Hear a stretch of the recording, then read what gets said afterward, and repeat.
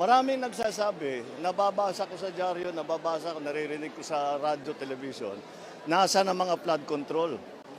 Nandyan ang mga flood control na overwhelm lang. Tignan ninyo ang statistic.